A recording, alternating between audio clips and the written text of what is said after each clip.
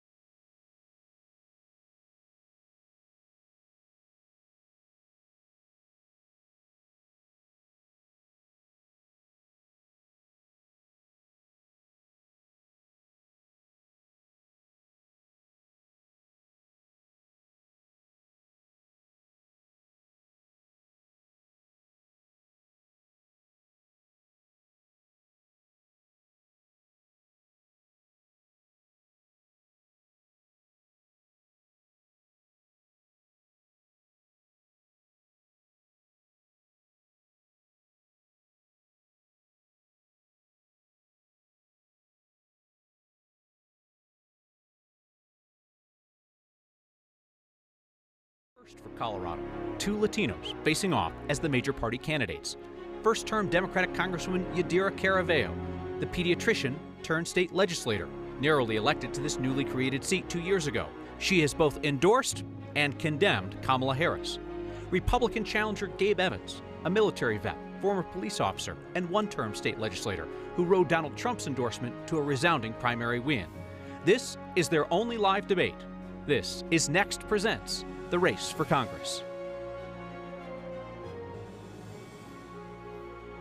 Good evening. I'm Kyle Clark. And I'm Marshall Zellinger. Please welcome Democratic Congresswoman Dr. Yadira Caraveo and Republican State Representative Gabe Evans.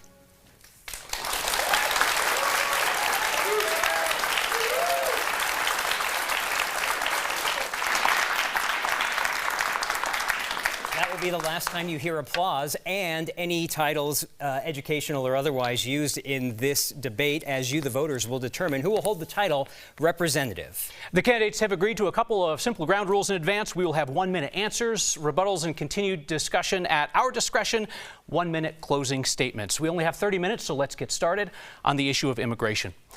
Donald Trump will campaign Friday in Aurora, which he has falsely claimed has been taken over by a Venezuelan gang. Trump said that getting the gang out of Aurora will be a bloody story. He calls the city a war zone. Aurora police say that the gang's presence is small and isolated. 10 members identified, 9 arrested. Trump says he will begin the largest deportation in American history in Aurora, Colorado, removing more than what he says is 20 million people from the United States.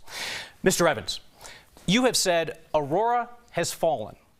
Do you support Trump's mass deportation plan to remove every person here illegally? And given that you have served in local law enforcement, the military, and the National Guard, what do you think about Trump's plan to use all three of those forces to do it? Thank you so much for the question, and thank you all for everyone coming here tonight. As you stated, I've served in the military and I've served in law enforcement, and so I know there's a couple of things that we have to do. I've been very clear with my three-part plan. We must secure the border. Right now, Immigration and Customs says that we have over 13,000 convicted murderers who are free in our communities. We have over 99 individuals on the terrorist watch list who have been released into our communities. We have to secure our border. We have to create a path for folks who legally want to immigrate to the United States that doesn't trap them for decades in bureaucracy. And then we have to aggressively target those individuals who are illegally in our communities committing crimes, and those are the folks that we have to deport. I've never wavered from that, and I know that this is something that we have to do because we're currently the third most dangerous state in the country. That's a direct result of the policies that my opponent has voted for: open border policies, defund the police policies, policies that make it illegal for police in Colorado to even call Immigration and Customs, and I can fix it. I want to make sure that we've got a clear answer to whether or not you support Donald Trump's plan to deport every person in this country illegally. He describes that as 21 million people or more. I heard you say deport people committing crimes. Do you support Trump's plan to deport each person? We need to empower our law enforcement to be able to deport those folks that are committing crimes in our community. Once we start to enforce the laws, then I think what you'll see happen is those folks who have cut in the line will step back into the place in line that they should have been in all along. My grandfather earned his citizenship to this country with 2 Purple Hearts in World War II as an immigrant from Mexico. And so we have to make sure that we are respecting the folks who did it the right way and not allow folks to cut in line. I'm not certain that I heard an answer to the question about whether you support the Trump plan to deport every person here illegally, but you did mention your Mexican-born grandfather, who you often cite in his heroism in World War II fighting the Nazis. Of course, Donald Trump echoes the dehumanizing rhetoric of the fascists that your grandfather fought on behalf of this country. Trump says that immigrants are poisoning the blood of our country. He says that they are animals, not people. He invokes genetics, saying recently that immigrants who kill have bad genes, while telling a largely white crowd in Minnesota that they have good genes because of racehorse theory, which involves selective breeding. When you hear Donald Trump, whose endorsement you accepted and celebrate, say those things, what do you think? So, as a state legislator, I was able to get almost 60% of my bills passed down at the state capitol, and that's with me being in a Republican super minority, 19 Republicans to 46 Democrats. And the reason that I was still able to get almost 60% of my bills passed is because I can work with everyone on these issues, and I do that because I focus on policies, not personalities. With respect, would you please answer the question, when Donald Trump uses dehumanizing rhetoric about minorities and migrants specifically, what do you think of that? So, in the endorsement that Donald Trump gave me, he talked about securing the border, he talked about making our communities safe, he talked about lowering the cost of living. Those are the things that I'm focused on. Of course I condemn any sort of racist sort of speech. And I would, really appreciate if my opponent could join me in condemning some of that racist speech. Yesterday was the anniversary of one of the most egregious attacks on the Jewish community, and I didn't see anything on my opponent's social media talking about that. In fact, both of you actually acknowledged it yesterday on social media, but just to clarify, when you say that you condemn racist statements, are you talking about those statements, those dehumanizing statements by Donald Trump? I've always condemned any sort of racist statements. Are you willing to say that Donald Trump's statements are racist? I've always condemned racist statements. Thank you. Along those lines, Mr. Evans, a yes or no question here. Will you appear alongside Donald Trump at his rally in Aurora if you are invited? I found out about that rally last night via the news media. I have as much information as anyone else in this room. But if you were invited, would you say yes? I have as much information as anybody else in this room. I have not been invited at this point. Let's say you say yes. Would you correct any false statements in front of Donald Trump that he would make about Colorado? I always stand for the truth. Again, this is why I've got 60% of my bills passed, being in a super minority. This is why I've got 2/3 of the mayors in my district that have thrown their support behind me. Thank you, Mr. Evans. Ms. Caraveo, Mr. Evans is running an ad that says the unsecured border is allowing drugs and crime to flow into Colorado, and you're responsible for all of it. What responsibility do you and Democrats have for the damage done by the surge in illegal immigration during the Biden administration? And how should the federal government help Colorado deal with the impacts on everything from health care to education?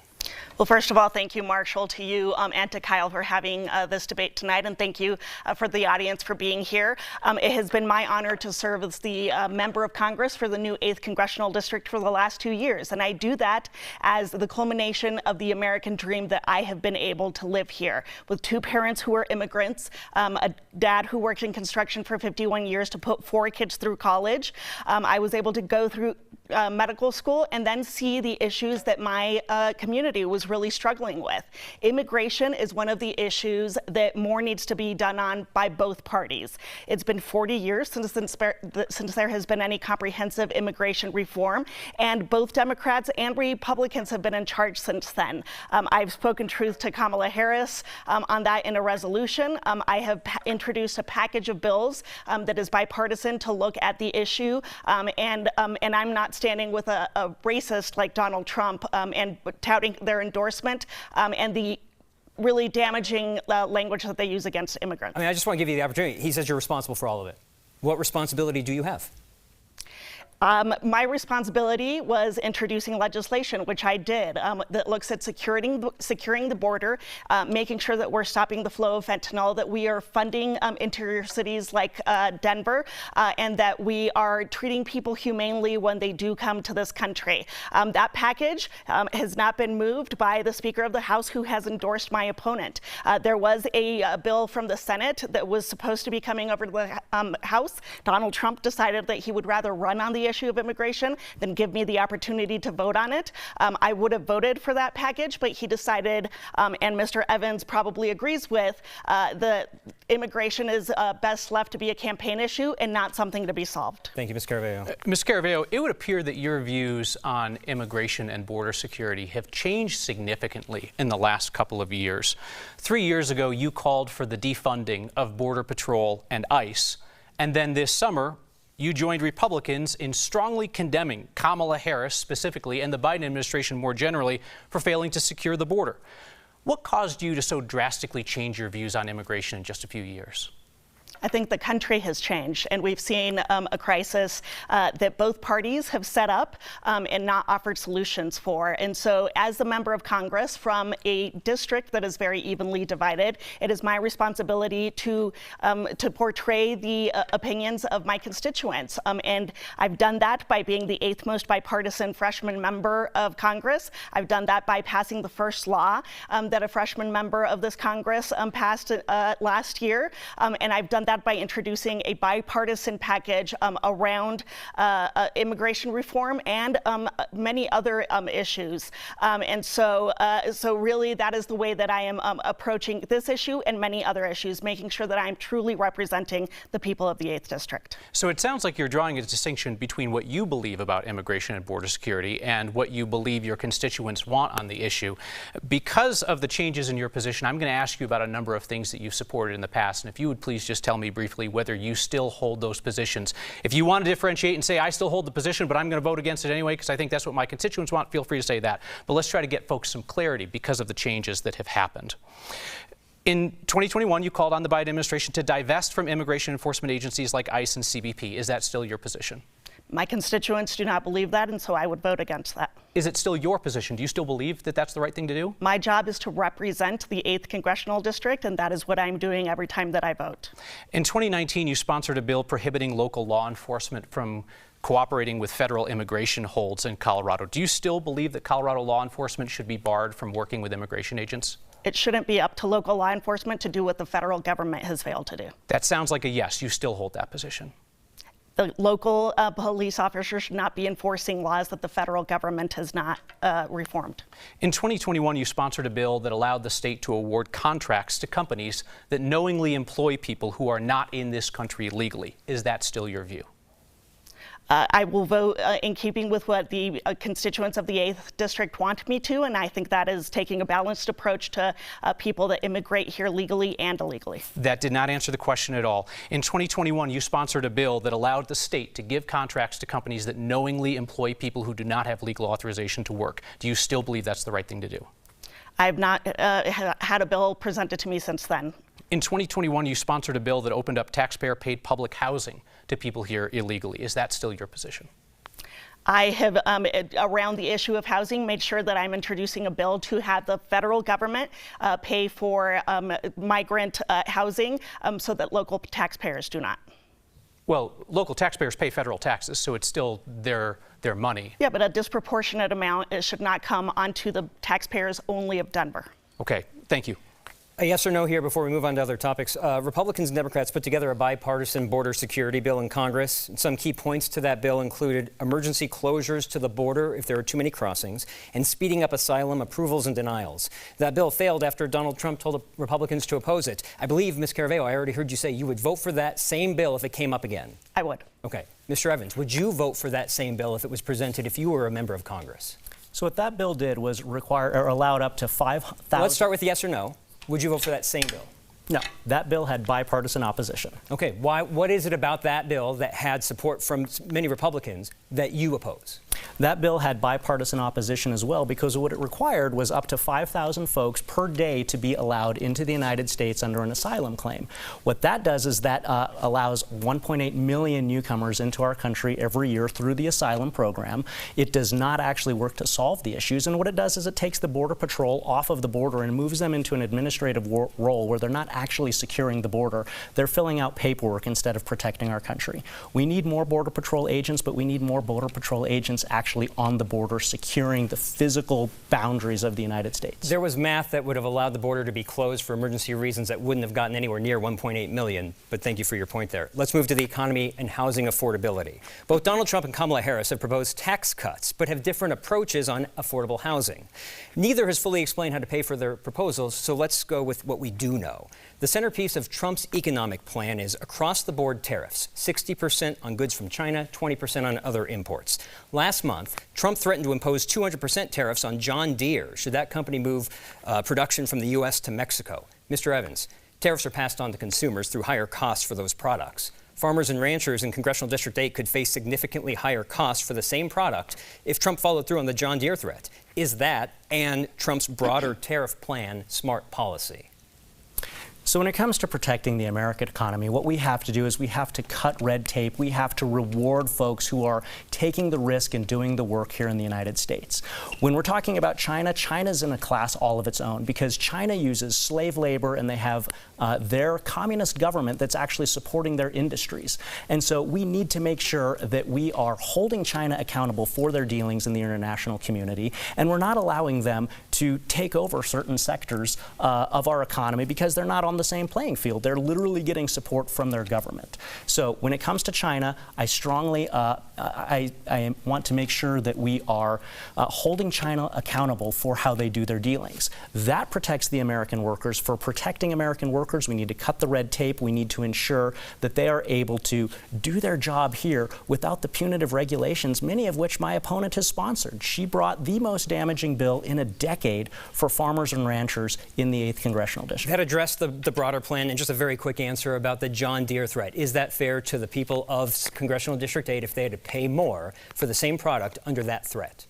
So we need to make sure that we're creating a positive environment here in the United States so that we don't have to have threats like that, so that we can have American industry and American economy empowered here in the United States. When we actually cut that red tape, you don't have to have that threat to But in the meantime, that threat is there. Thank you for the answer there. Ms. Caraveo, Kamala Harris is calling for increased taxes on large corporations and on Americans making more than $400,000 per year. Is that also where you would draw the line? And please be specific. Who should pay more in taxes and who should pay less? You know, I think for a very long time, especially under the Trump tax credits and Trump tax law, we have been giving breaks to people who make over $400,000 a year and to corporations. It's more than high time for them to pay their share. And so I would approve of a plan that increases taxes on those individuals. I think that the next congressperson to serve the 8th Congressional District is going to be deciding what taxes are going to be cut and what taxes are going to be increased. And I think that if my opponent were to have chance in office, he would be continuing a lot of the tax credits that benefit the wealthiest Americans amongst us. I, on the other hand, as a representative, have voted on decreasing the middle class tax amounts. I have voted to extend the child tax credit that gives $1,800 a month to working families, and so I'm going to take a very different approach. So on the less, is it 400,000 and less will be paying fewer taxes? Correct. Okay, thank you. To housing affordability now. Both of you have served in the state legislature where a lot can be done to impact housing affordability. I'd like to ask each of you to discuss something you achieved at the state level to improve housing affordability, and then something you'd look to do in Congress to help Coloradans afford homes. I'll start with Ms. Caraveo. Housing was one of the prime issues that I looked at during the COVID pandemic. I had heard stories from many constituents talking about late fees that were exorbitant, fees around trash and many other things that hadn't been delineated in people's leases when they decided to rent a place, and then later were suddenly added to their bills, sometimes totaling more than the rent itself, especially once corporations were calculating late fees the second that the rent was late, and then daily after that. I was able to pass a bill that lowered those fees, that made sure that landlords are being responsible when they are charging fees to renters, to make sure that we are making housing more affordable for them. In Congress, I am introducing a bill that is going to look at innovation around affordable housing to make sure that at the federal government, what we mainly can do is fund affordability and make sure that we're looking at the way that different developments are classified and credits that landlords can use to build. Thank you, Ms. Caraveo. Mr. Evans. Yeah, so one of the biggest barriers to affordable housing in Colorado is red tape. And that goes back to energy. When energy is expensive, then it's more expensive to get a load of 2x4s. It's more expensive to drive that load of 2x4s to the market. It's more expensive to put the house together. When there's red tape around housing construction, as we saw in the aftermath of the Marshall Fire, where the rebuild costs were significantly higher than anticipated because of all of that red tape, all of these things contribute to a higher cost in housing. And the fact is, one party, my opponent's party, has controlled Colorado with majorities in the House, the Senate, and the governorship for the last 6 years, and houses are not more affordable. Things that I've accomplished in the legislature are fighting that red tape. I'm proud to be endorsed by the National Federation of Independent Businesses, so that's the voice of small businesses in the United States, because I fight for jobs. I fight for our small businesses, unlike my opponent who has voted against those businesses 75% of the time. That's how we make housing affordable in Colorado. Thank you, Mr. Evans. Let's discuss access to abortion. Mr. Evans, in 2022, 2 years ago, you told a conservative group that you support banning abortion except to save the life of the mother, no exceptions for rape or incest. Is that still your view today? And if not, can you explain how your view has changed in the last 2 years? Yeah, so I know the survey that you're talking about. That was a check block survey that had two options, one pro-life, one pro-choice option. I'm pro-life, so I selected the pro-life option. To clarify, that same survey allowed you to clarify and add comments to your remarks, and in fact you did on a question that was on the same page. If you felt like an exception for rape and incest was appropriate, why not add that in a comment, as you did to clarify and answer a short time later? So here's my position, and I've said it since day one, since I got into the state legislature. My voting record in the state legislature reflects this. I support exceptions for rape, for incest, for life of the mother, and I don't support a national abortion ban. I received pressure as a state representative to sign on to bills from my own party that would have taken away those exceptions. And I was one of 5 Republicans that didn't sign on to those. My voting record on this is clear from day one, and so is my opponent's voting record. She voted for abortion up to the moment of birth, no questions asked, and she voted against funding our military because she wanted to use military funds to pay for those abortions. Ms. Caraveo, you've co-sponsored a bill to protect abortion access in federal law and even supported spending tax dollars for contraception for people in this country illegally. So the question is, do you support any restrictions on abortion access? Why or why not?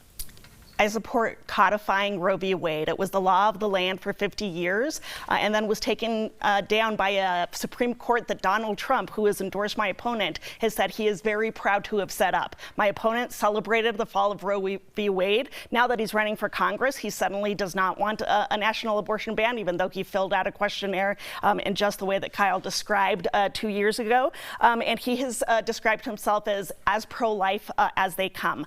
That decision of whether to have a child or not. It needs to be between a doctor and a woman. As a doctor, as somebody who has been in clinics talking to women about this incredibly tough choice, that is the end-all and be-all of what I think abortion law should be. It's between a woman and her doctor, not between Gabe Evans being in your exam room and telling your doctor what to do. Thank you, Ms. Caraveo.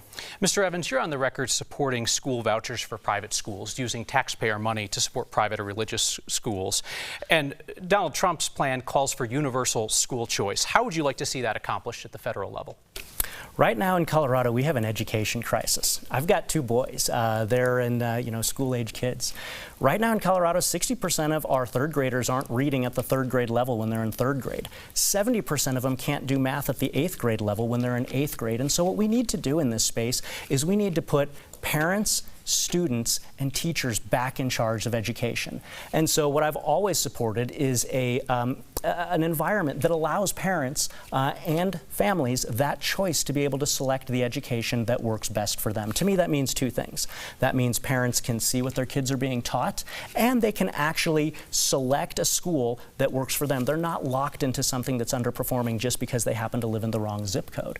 And so I think that we've seen this succeed in other places, and so I will always be a very firm believer that allowing parents, families more choice, putting them along with teachers back in control of education rather than bureaucrats is the way that we move our education system forward. You're a vocal supporter of the Christian homeschooling movement, and you're a member of a Christian group called Heritage Defense, which defends parents accused of beating their children, or as the group describes corporal punishment, quote, following biblical protocol in the training and discipline of their children. As a state legislator, last year you voted against a ban on corporal punishment in Colorado's public schools. A brief answer, please. When do you believe that it is acceptable to hit a child at home and at school? That answer is already in the law right now. It's in Title 18-1703. So you can go refer to the law where it talks about the special exception that parents and guardians have when they're tasked with the upbringing for a minor. But I want to address something you mentioned. How about public school? When is it appropriate for a child to be hit in public school? When we need to ensure that we are providing a safe place for our kids to be able to learn in our public schools. I was a part-time school resource. There was a security exception. This went beyond the security exception when people needed to control children for safety reasons. When should children be hit in school? I was a part-time school resource officer for about 2 years at my law enforcement agency. And so one of the biggest things that I hear from teachers is... I apologize, sir, if you're not going to answer the question, we're going to use the time. Ms. Caraveo, I just want, as a truth tester, I just need a quick answer on this. You're running an ad about fentanyl that says you broke with your party to back tougher penalties, and that's just not true. In 2019, you voted with the majority of Colorado House Democrats to defelonize small amounts of possession of fentanyl. And then you joined the majority of House Democrats to reverse that in 2022. Why deceive voters on such an obviously false claim saying that you broke with your party on that? That's not true, Marshall. I broke with my party in Congress on various votes, including one to increase the number of Border Patrol agents by 22,000. So you're referencing nothing of your actions at the state legislature in that ad? In that specific ad, I am referencing votes in Congress. Okay, thank you, Ms. Caraveo. Who won the 2020 presidential election, Ms. Caraveo? Joe Biden. Mr. Evans? Joe Biden. Mr. Evans, if Kamala Harris wins the 2024 election, will you accept the results? We have to make sure that every legal vote is counted, but yeah, I always accept the result of elections. Thank you very much. It's time for your closing statements. You'll each have 1 minute, as determined earlier by a coin toss. Ms. Caraveo, you'll go first. Thank you, Kyle and Marshall, again, and thank you to the audience and to my opponent for being here tonight. Listen, the choice in November in 4 weeks is stark. I have made sure that I am representing the 8th Congressional District in a way that my constituents would be proud of, and in a way that is in keeping with having been raised as the child of a construction worker, a child of immigrants, and somebody who's been able to live out my dream, my American dream. That is what I have been working for every single day in Congress, by making sure that I'm looking at affordability, that we're looking at healthcare and making sure that it's accessible, that we're giving the choice of healthcare back to women, and that we are keeping our air and water clean, all while ensuring that we continue to have an oil and gas industry here in the 8th District.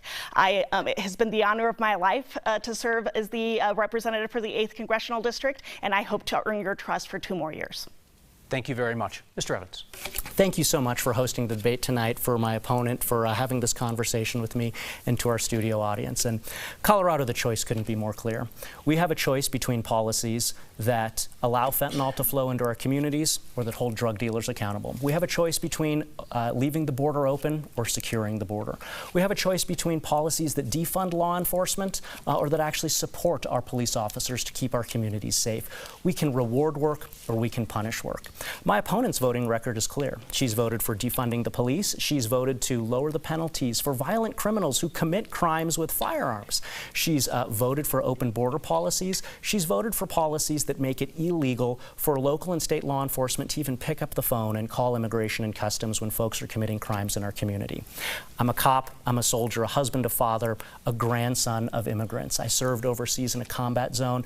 I know how to fix these things. I've done it down at the state legislature, and I look forward to doing it in Congress. I would love to earn your vote.